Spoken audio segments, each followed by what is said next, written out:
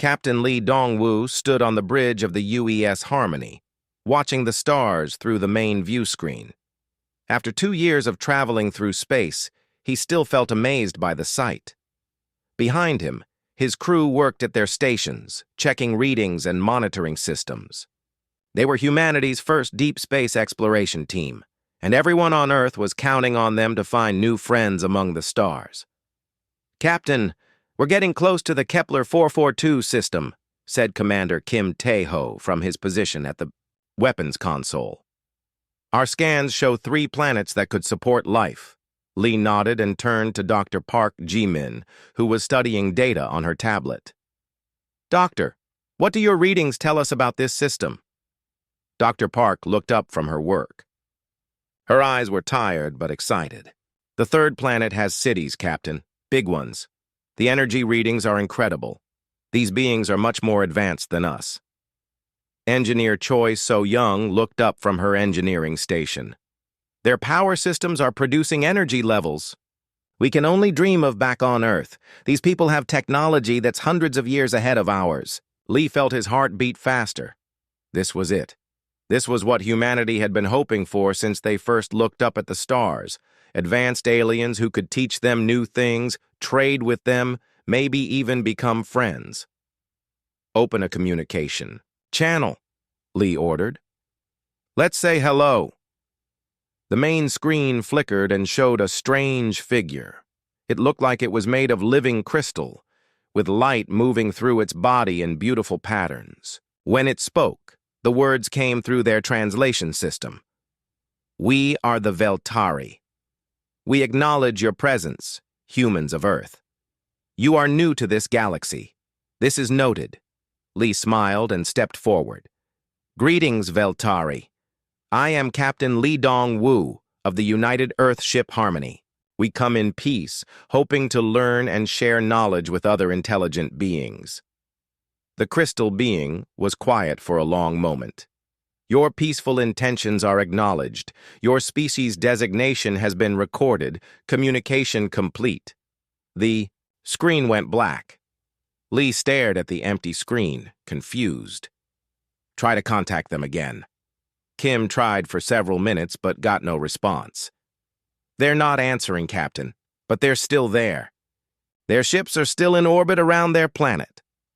Maybe they need time to prepare for a formal meeting," suggested Dr. Park. But days passed, and the Veltari never responded to any more calls. Finally, the Harmony moved on to the next system. Same thing happened with the Luxons, beings made of pure energy who lived in the space between planets. They acknowledged humanity, spoke a few polite words, then went completely silent. After that came the Kethvar, a species that shared one. Giant mind across millions of bodies, same pattern, brief contact, polite words, then nothing. Over 18 months, Lee and his crew encountered 12 different alien species. Each one was more advanced than humanity. Each one was clearly intelligent and peaceful. And each one lost all interest in humans after the first few minutes of contact. "I don't understand it," Dr. Park said during one of their evening meetings. "Every species we meet has technology that could solve Earth's energy problems or help us travel faster through space or cure diseases, but none of them want to trade or share anything." Choi So-young nodded. "It's like they're all afraid of something. Did you notice how they always ask if we're expanding or growing as a species? And when we say yes, they get very quiet." Kim leaned back in his chair. "It's not natural, Captain. I've been studying their old communication networks. This galaxy used to be full of chatter between different worlds, trade routes, cultural exchanges, scientific cooperation. But about 800 years ago, everything just stopped." Lee had noticed the same thing. Everywhere they went, they found evidence of a once busy galaxy. Ancient space stations sat empty. Huge communication arrays were turned off. Trade routes that once connected dozens of worlds were abandoned. "There are ruins out there," Kim continued. "Old settlements on planets that could easily support millions of people. But now each species keeps to just their home system. They don't explore. They don't expand. They just exist. Dr. Park pulled up a map on the main screen. Look at this. Each species controls maybe 2 or 3 star systems at most, but their technology could easily let them spread across hundreds of systems. Why don't they? Fear, said Choi So-young quietly. They're all afraid of something. The breakthrough came during their encounter with a damaged Veltari research station. The station was old and mostly abandoned, but some of its computers were still working. Dr. Park and Choi So-young spent days trying to access the data. Got it! Choi shouted one evening. I've broken through their security. There are files here, Captain. Lots of them. The data was mostly corrupted, but they managed to recover some important pieces. The files mentioned something called the Silence Protocol. It seemed to be an agreement between all the galaxy's species to stop expanding, stop communicating with each other, and keep their presence as small as possible. But why?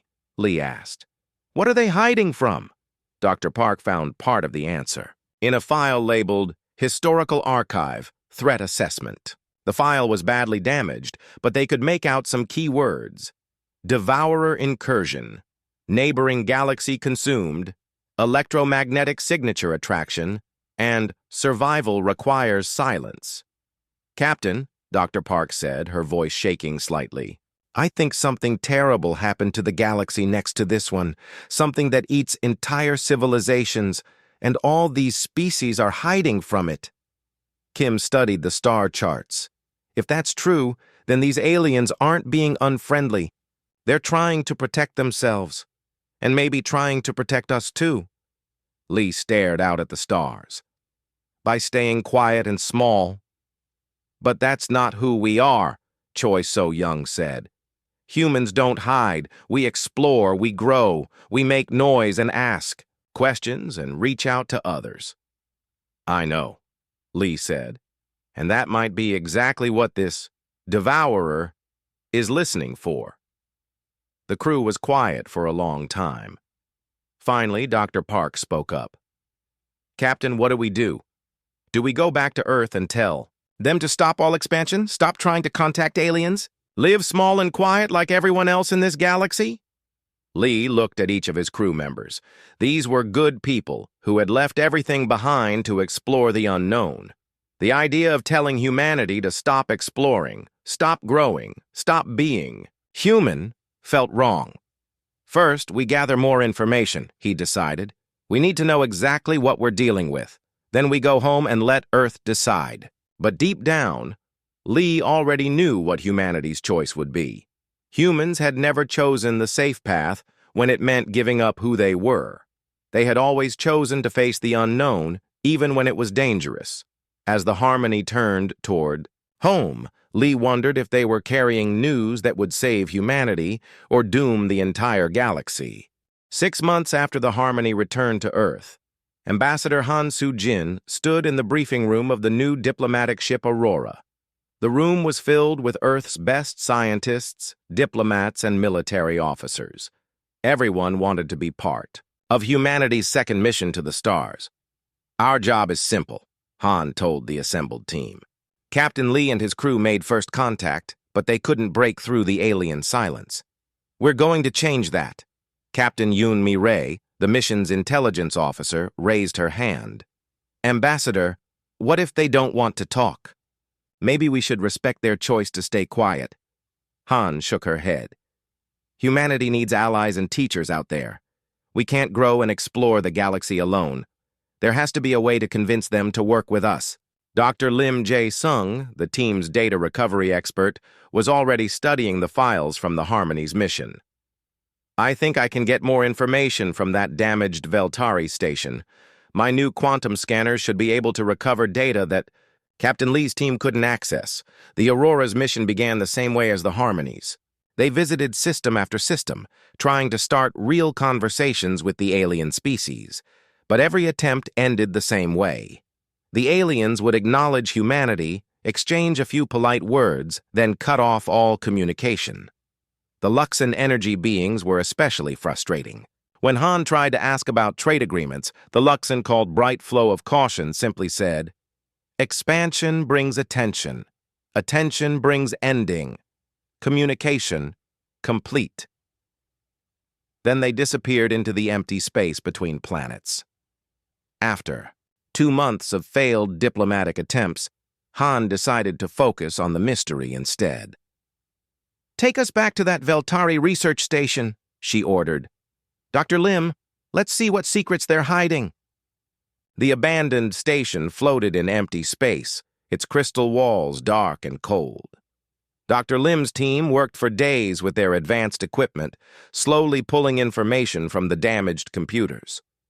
"I'm getting something," Dr. Lim announced on the 3rd day. "The files are heavily corrupted, but I can see references to something called the Great Silence and... Wait. There's mention of previous galaxies." "Multiple galaxies!" Captain Yoon leaned over his shoulder. "Previous galaxies? What does that mean?" Dr. Lim's face went pale as more data appeared on his screen. "Ambassador, you need to see this. These files, they're talking about refugees." The recovered data told a story that made everyone in the room go quiet. The current alien civilizations weren't the first intelligent species to live in this galaxy. They were survivors who had fled here from somewhere else. The files mentioned Galaxy Sigma 7 and Galaxy Tau 2, both described as fully consumed and lost to the silence. "Consumed by what?" Han asked. Dr. Lim worked through more corrupted files. "Something called the Devourers. The files say they came from outside normal space. They didn't just destroy planets or kill people. They consumed the very idea of life itself." Captain Yoon studied the data. "Look at these dates. The refugees arrived here about 800 years ago. That matches when all the communication networks went quiet." "They're not hiding from something that might come," Han realized. "They're hiding from something that already destroyed their previous homes." Dr. Lim found more files over the following days. Each discovery was more frightening than the last. The Devourers weren't just powerful enemies, they were something far worse. Planets they touched became completely dead, not just lifeless, but unable to ever support life again. The files called it existential consumption, the removal of the very possibility of existence. According to this, Dr. Lim said, pointing at a partially recovered document, the Devourers are attracted to electromagnetic signals, radio waves, faster-than-light communications, the energy signatures of growing civilizations. The more active and expanding a species becomes, the more likely they are to be noticed. Han felt cold fear in her stomach. So the silence protocol isn't just about hiding. It's about survival. Captain Yoon was studying tactical data from the old files. Every species that fought the Devourers lost. The files mentioned dozens of advanced civilizations that tried to resist. None of them survived. The only ones who made it out were the species that ran away and learned to stay quiet. The worst discovery came when Dr. Lim accessed what appeared to be a personal log from a Veltari researcher who had lived through the evacuation from their previous galaxy. "Listen to this," Dr. Lim said, playing the translated audio. The crystal being's voice was filled with a sadness that crossed all species barriers. "We were a proud people once. We built great cities among the stars and sang our crystalline songs across dozens of worlds. When the Devourers came to our galaxy, we thought our technology could protect us. We were wrong. They don't destroy matter. They consume the possibility of thought itself. Where they pass, not even the memory of life remains. We learned too late that growth and noise bring their attention. Now we must live small and quiet, or join the endless silence." The room was completely quiet when the recording ended. Han felt the weight of 800 years of fear and loss in those words. "Ambassador," Captain Yoon said quietly, "if this is true, then every signal we've sent into space, every exploration mission, every expansion plan, We're doing exactly what attracts these things. Dr. Lim was reading more files. The Galactic Council, that loose organization of all the alien species. They have monitoring stations watching the edges of the galaxy. They're looking for signs of devourer activity. And? Han asked. The stations have been detecting unusual readings for the past year. Energy signatures moving between galaxies, the kind of signatures that match old records of devourer movements. Han realized what that meant. They think the devourers are coming here. Not just coming, Dr. Lim said, his voice barely a whisper. According to these latest reports, they're already at the edge of our galaxy. The monitoring stations have gone silent one by one over the past 6 months. Captain Yoon was already calculating distances and travel times. If they're moving at the speeds mentioned in these files, they could reach the outer human colonies within 2 years. Han stared out at the stars, knowing that everything had changed.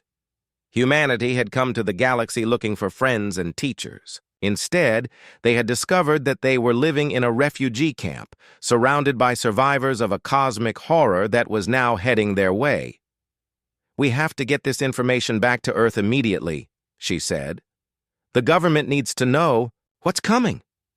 But as the Aurora prepared for the journey home, Han couldn't stop thinking about the Veltari researchers' words. Every human expansion, every radio signal, every act of growth and exploration might be drawing the devourers closer. Humanity had always reached for the stars with loud, proud voices.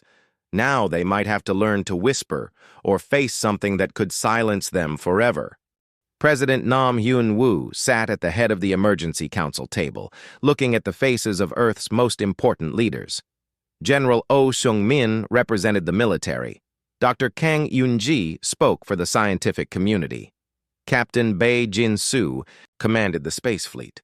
All of them had read Ambassador Han's report about the devourers. So let me understand this correctly, President Nam said slowly. There are creatures that eat the very possibility of life itself. They destroyed 3 entire galaxies, and they're attracted to species that grow and explore, which is exactly what humanity does best. Dr. Kang nodded. The data is clear, Mr. President. Every expanding civilization draws their attention. The alien species have survived by making themselves as small and quiet as possible. General O leaned forward. And now the Galactic Council is demanding that we do the same. Stop all expansion. Shut down our communication networks. Limit ourselves to Earth and maybe Mars. They sent us an official message 3 days ago, said Captain Bae. It was very polite, but the meaning was clear. Join their silence or risk bringing the devourers to this entire galaxy. President Nam stood up and walked to the window. He could see the lights of the city below, millions of people living their lives without knowing that their entire species faced an impossible choice. What happens if we agree? He asked. What happens if humanity chooses to hide like everyone else? Dr. Kang had prepared for this question. We would have to abandon all our colonies beyond the solar system. Stop all deep space exploration. Shut down most of our long-range communication systems. Basically, give up everything that makes us human. And if we refuse, General O answered this time, according to the alien data, the devourers will eventually notice our activity and come to investigate. When they do, they won't just destroy Earth. They'll consume this entire region of the galaxy, including all the species that have been hiding here for 800 years. The room was quiet for a long moment. Finally, President Nam returned to his seat. I want to hear from Dr. Kang first. You've studied the devourer data more than anyone. Are they truly unstoppable? Dr. Kang opened her tablet and pulled up her research. The alien files show that dozens of advanced civilizations tried to fight the devourers. All of them failed. But I've noticed something interesting in the data. She put a diagram on the main screen. Every species that faced the devourers used similar tactics, organized fleets, predictable strategies, advanced but rigid technology. They all approached the problem the same way. What way? Asked Captain Bay. Like civilized people, Dr. Kang said. They treated it as a war between organized armies. But the Devourers aren't an army. They're more like a force of nature. Fighting them with traditional tactics is like trying to stop a hurricane with battle formations. General O frowned. Are you saying they can't be fought at all? I'm saying they can't be fought the way everyone else tried to fight them. But humans, we're different. We don't always follow the rules. We improvise. We adapt. We do things that other species consider crazy or impossible. Dr. Kang pulled up more data. Look at human military history. Our greatest victories came when we did things our enemies didn't expect. Guerrilla warfare, surprise attacks, using the environment as a weapon. The aliens never tried any of that. Captain Bay was studying the tactical reports. You think our unpredictability might actually be an advantage? I think it's our only advantage, Dr. Kang said. The Devourers have learned to counter organized resistance, but they might not know how to handle chaos. President Nam listened to the debate for another hour. Representatives from other countries joined the discussion through video links. Some argued for accepting the aliens' demands. Others insisted that humanity should never surrender its nature. Finally, President Nam called for quiet. I've made my decision, but before I announce it, I want to know something. If we choose to fight, will we fight alone? General O had been in contact with military intelligence. Not entirely, Mr. President. There are some aliens who are tired of hiding. Younger members of their species who think it's time to take a stand. They've been secretly reaching out to us. How many? Not many. Maybe a few hundred individuals from different species. But they have access to advanced technology that could help us. Captain Bay added, There's also something else, sir. The monitoring stations at the edge of the galaxy have detected the Devourers' approach. They're already starting to affect nearby systems. If we're going to make a stand, we need to do it soon. President Nam stood up again. He thought about humanity's long history of facing impossible odds. They had survived. Ice ages, plagues, wars, and disasters that should have destroyed them. Every time they had refused to give up. Prepare a message to be broadcast across all known alien communication networks, he said. I want every species in the galaxy to hear this. The technicians worked quickly to set up the transmission. Within an hour, President Nam was standing in front of cameras that would carry his words to dozens of different worlds. To all the intelligent species of our galaxy, he began, I am President Nam Hyun-woo, speaking for the people of Earth. We have learned about the Devourers. We understand the danger they represent. We know that for 800 years you have survived by staying quiet and small. He paused, looking directly into the camera. We understand your choice, but it is not our choice. Humanity has never chosen safety over freedom. We have never chosen survival over growth. We will not start now. The message continued. We know that our refusal to hide puts everyone at risk. We know that the Devourers are coming, drawn by our signals and our expansion. We accept full responsibility for what happens next. President Nam's voice grew stronger. But we also make you this promise. When the Devourers come for Earth, they will find us ready. We will not run. We will not hide. We will fight with everything we have, using every trick and strategy we can think of. He looked directly at the camera. Some of you have already reached out to us, tired of living in fear. To you, we say, join us. Help us find a way to end this threat forever. To the rest, we say, we understand if you want to run, but we will be here, standing between the Devourers and everything we love. The message ended with words that would be remembered across the galaxy. If the Devourers want Earth, they will have to come and take it, and we'll be waiting. The reaction was immediate. Some alien species began evacuating to more distant regions. Others sent angry messages demanding that humanity reconsider. But a few, mostly younger aliens, who had grown up in the shadow of fear, sent a different kind of message. They wanted to fight. General O began mobilizing every human military asset. Captain Bay started preparing the fleet for the largest battle in human history. Dr. Kang worked with alien rebels to develop new weapons and tactics. Across Earth, people looked up at the stars with a mixture of fear and determination. They didn't know if they could win against an enemy that had destroyed entire galaxies. But they knew they would try. Humanity had made its choice. Now they had to live with the consequences. Admiral Park Sang-woo looked out at the largest military fleet humanity had ever assembled. Hundreds of ships floated in formation around Earth, their crews working day and night to prepare for an enemy unlike anything they had ever faced. The sight should have made him proud, but instead he felt the weight of responsibility pressing down on him. "Admiral, we're receiving another report from the outer sensors," said Captain Lee Min-ho, commander of the experimental Chaos Squadron. "3 more star systems on the galactic rim have gone completely silent. Not just their communications. Our instruments can't detect any matter in those systems at all." Dr. Song Hai-wan looked up from her weapons testing station. "That matches what the alien data told us. The Devourers don't just destroy things. They consume the very possibility of existence. Where they pass, nothing can ever exist again." Admiral Park nodded grimly. The enemy was getting closer, and their approach was affecting space itself. Systems that had existed for billions of years were simply ceasing to be. It was like watching reality itself being eaten away piece by piece. "How long before they reach the inner systems?" he asked. Captain Lee checked his calculations. "At their current speed, maybe 4 months.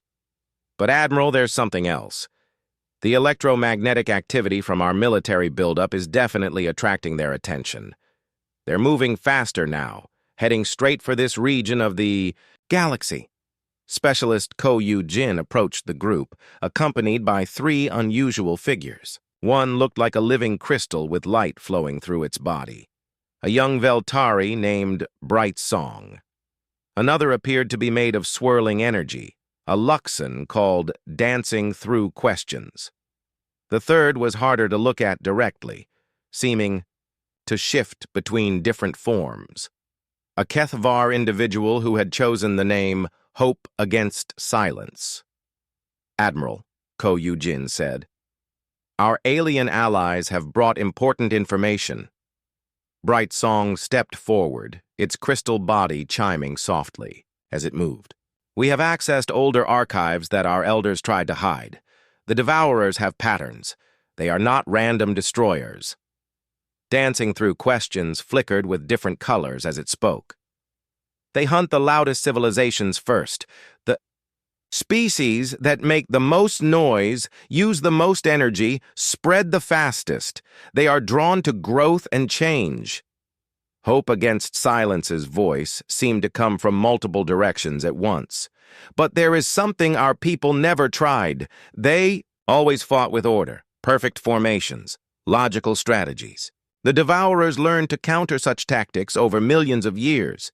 Dr. Song leaned forward with interest. "What are you suggesting?" "Chaos," said Bright Song. "Your species excels at controlled chaos. You fight in ways that make no sense to orderly minds. Perhaps this confusion would work against the Devourers as well." Admiral Park had been thinking the same thing. Human military history was full of victories won through unexpected tactics. "Captain Lee, how is the Chaos Squadron? Progressing?" Lee smiled for the first time in weeks. "Better than expected, sir. We've combined human unpredictability with alien technology in ways that even surprise us. Our ships can change their energy signatures randomly, making it impossible for enemies to predict our movements. Our weapons fire in patterns that have no logical sequence." "Show me," Admiral Park ordered. The demonstration took place in a nearby asteroid field. Captain Lee's squadron of 12 ships moved through the rocks in what looked like complete disorder. Ships appeared and disappeared randomly, fired weapons in seemingly random directions, and changed course without any apparent reason. But Admiral Park could see the hidden pattern. The chaos was controlled. Each ship knew where its teammates were, even when their movements looked insane. When they attacked a target asteroid, their combined firepower struck from angles that no enemy could predict. "Impressive," said Hope against silence. "This style of warfare is completely unknown to the Devourers. They have never faced opponents who could be organized and chaotic at the same time." Dr. Song had been working on more than just tactics. "Admiral, I think I've found something important in the alien archives. The Devourers aren't just destroyers, they're a natural force of the universe. They're supposed to prevent any one galaxy from becoming too active and disturbing the cosmic balance." "Supposed to?" Admiral Park asked. "Yes, sir, but something went wrong.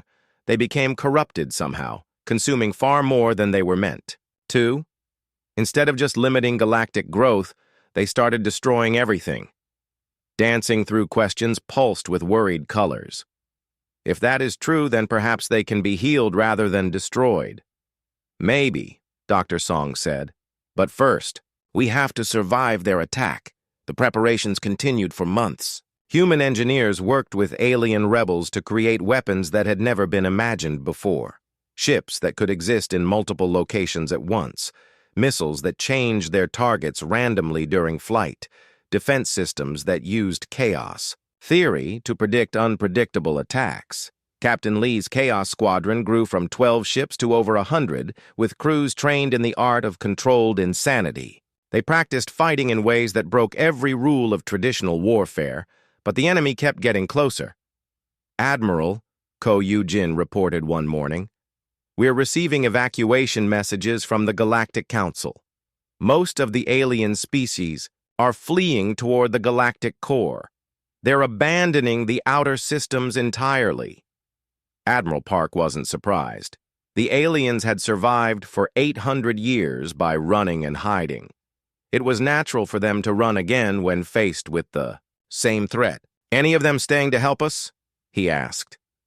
"A few hundred individuals," Ko Yu-jin said. "Mostly young aliens who are tired of living in fear. But Admiral, the Kethvar Collective has voted to evacuate their entire species.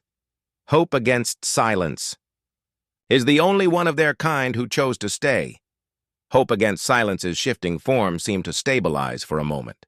"My people believe I am insane for staying. Perhaps they are right. But I would rather die fighting than live hiding." The first real sign of the approaching enemy came when the monitoring station at Proxima Centauri sent its final message. "Captain, Kim Da-yoon, commanding the small garrison there, reported that space itself was changing around them." "Admiral, it's hard to describe." Her voice crackled through the communication system. "Reality is becoming thin. Our instruments are detecting areas where the laws of physics don't work properly. And there's something else. We can sense them coming. The Devourers. They feel like the absence of everything." "Get your people out of there, Captain," Admiral Park ordered. "No, sir," Kim replied firmly. "If they're coming, someone needs to be here to slow them down. My crew and I volunteer to make the first stand."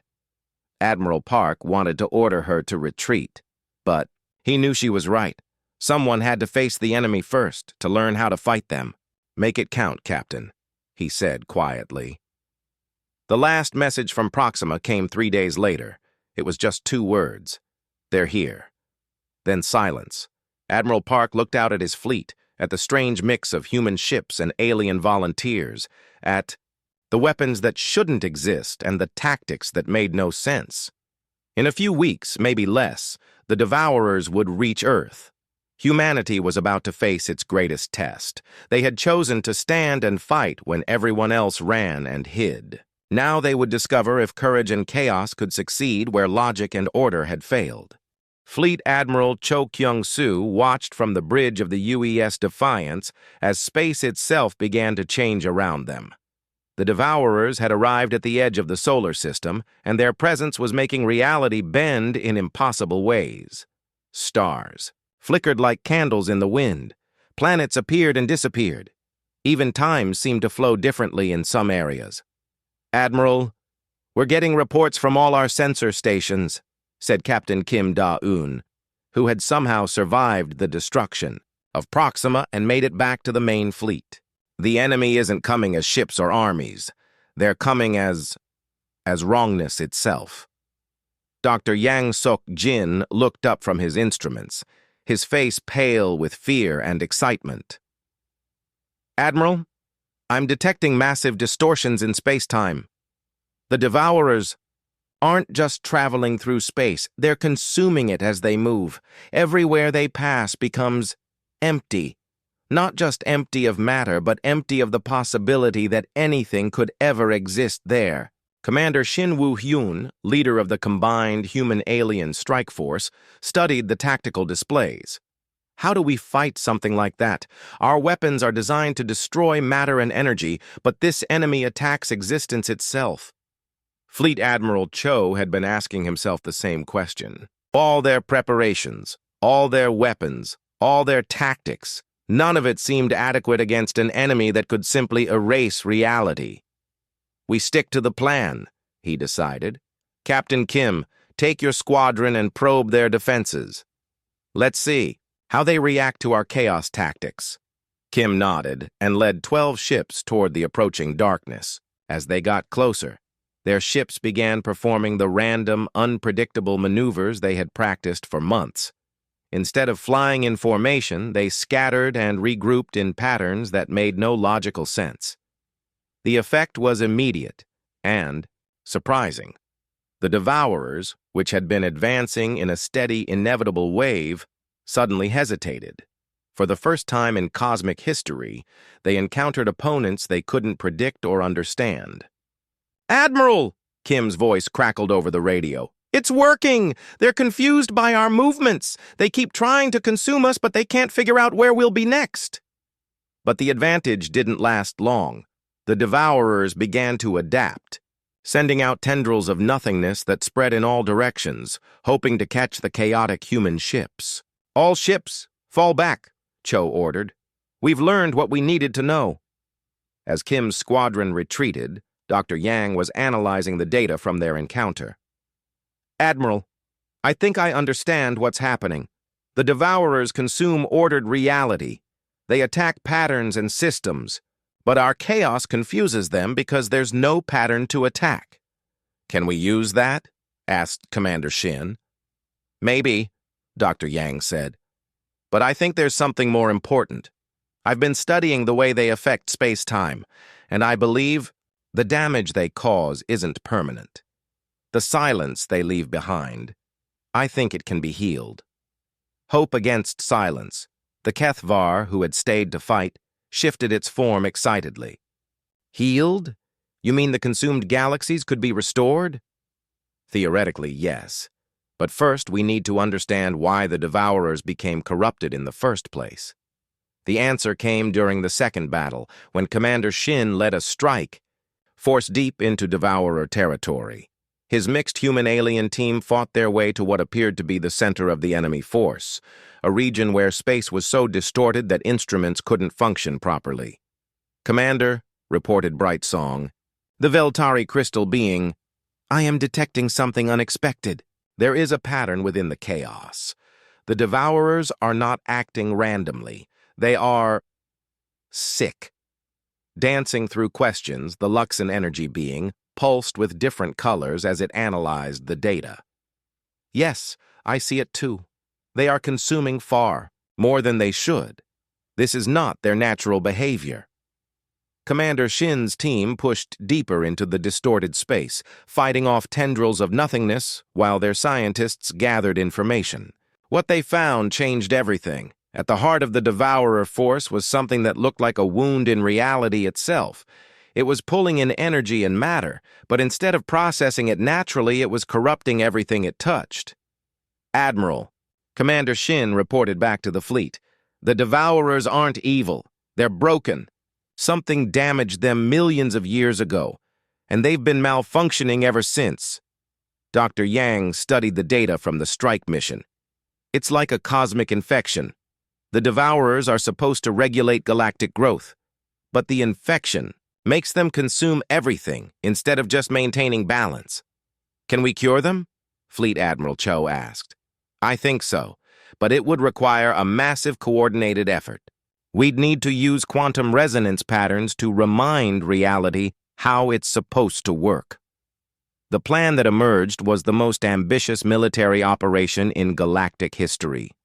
Human fleets would use their chaos tactics to distract the Devourers, while teams of scientists from multiple species worked together to heal the cosmic wound. The final battle lasted for days. Human ships danced through space in patterns that defied logic, keeping the Devourers confused and off balance. Meanwhile, alien rebels used their advanced technology to project healing energies into the wound at the heart of the enemy force. Captain Kim Da-yoon led the most dangerous mission of all, diving her ship directly into the wound itself. Admiral, I'm inside the damage zone. It's beautiful and terrible at the same time. I can see how reality is supposed to work, and how it's been broken. Working together, human chaos and alien order began to heal the ancient damage. The wound in reality slowly closed, and the Devourers' behavior began to change. Instead of consuming everything in their path, they started to restore the balance they were meant to maintain. The moment when the healing was complete, something amazing happened across the galaxy. Star systems that had been consumed began to flicker back into existence.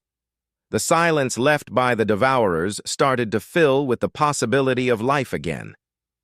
Fleet Admiral Cho received a message from the Galactic Council, the first official communication they had sent to humanity since demanding silence months ago.